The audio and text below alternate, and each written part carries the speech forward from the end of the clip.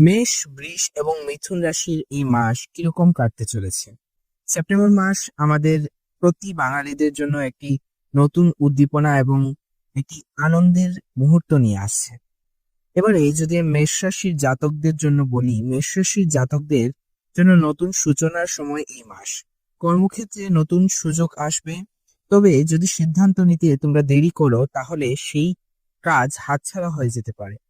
প্রেম জীবনে কিছু ভুল বোঝাবুঝি থাকলেও মাসের শেষে সব ঠিক হয়ে যাবে। বৃষ রাশি, বৃষ রাশির জন্য আর্থিক উন্নতির মাস এটি, তবে খরচেও লাগাম টানতে হবে।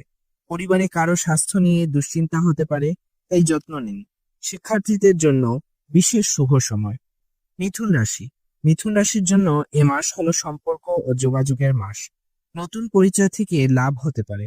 কর্মক্ষেত্রে সহকর্মীদের সাহায্যে নিজের কোনো নতুন গোল অ্যাচিভ হতে পারে।